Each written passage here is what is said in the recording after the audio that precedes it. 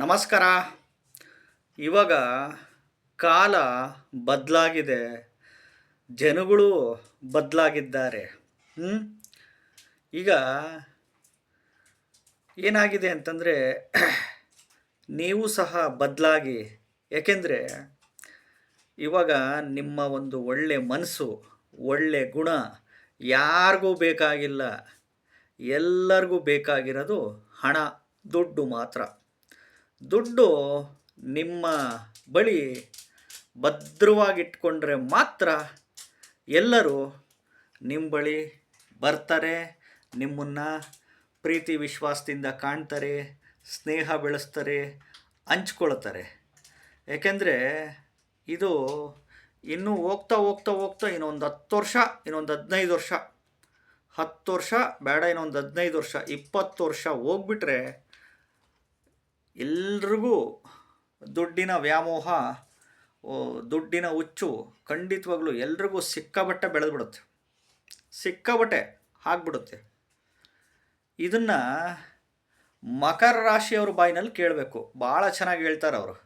Especially ಮಕರ ರಾಶಿ ಶ್ರವಣ ನಕ್ಷತ್ರ, ಮಕರ ರಾಶಿ ಉತ್ತರಾಷಾಢ ನಕ್ಷತ್ರ, ಮಕರ ರಾಶಿ ಧನಿಷ್ಠ ನಕ್ಷತ್ರ, ಮತ್ತು ಈ ಕುಂಭರಾಶಿ ಶತಭಿಷ ನಕ್ಷತ್ರದ ಬಾಯಿನಲ್ಲಿ ಕೇಳಬೇಕು.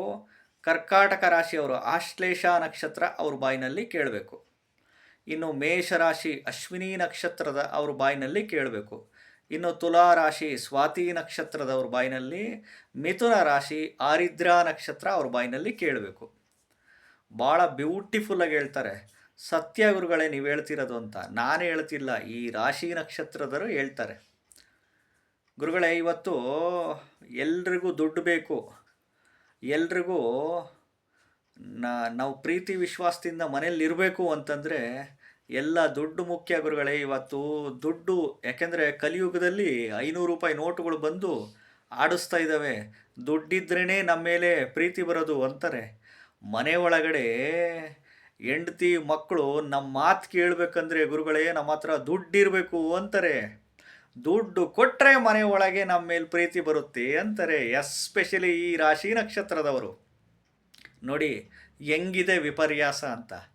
ಇನ್ನು 10 ವರ್ಷ, ಇನ್ನೊಂದು 15 ವರ್ಷ, 20 ವರ್ಷ ಹೋಗ್ಬಿಟ್ರೆ ಮನೇಲಿ ಯಾರಿಗೇ ಆಗಲಿ ಗುರುಗಳೇ, ತಂದೆ ತಾಯಿಗಾಗಲಿ, ಮಕ್ಕಳಿಗಾಗಲಿ, ಗಂಡನಿಗಾಗಲಿ, ಹೆಂಡತಿಗಾಗಲಿ, ಯಾರಿಗೇ ಆಗಲಿ ಗುರುಗಳೇ, ನಾವು ದುಡ್ಡು ಕೊಟ್ರೇ ಅವರಿಗೆ ನಮ್ಮ ಮೇಲೆ ಪ್ರೀತಿ ಬರೋದು. ಅಂದರೆ ಕಲಿಯುಗದಲ್ಲಿ ದುಡ್ಡಿಗೆ ಅಷ್ಟಕ್ಕೊಂದು ತಾಕತ್ತಿದೆ ಗುರುಗಳೇ ಅಂತ ಹೇಳ್ತಾರೆ ಈ ಒಂದು ರಾಶಿ ನಕ್ಷತ್ರದವರು. ಯಾಕೆಂದರೆ ಇನ್ನು ಹೋಗ್ತಾ ಹೋಗ್ತಾ ಹೋಗ್ತಾ ಇನ್ನೊಂದು 10 ವರ್ಷ, 15, 20 ವರ್ಷ ಹೋಗ್ಬಿಟ್ರೆ ಇನ್ನೂ ಹಾರಿಬಲ್ ಸಿಚುವೇಶನ್ಸ್ಗಳು ಬರುತ್ತೆ.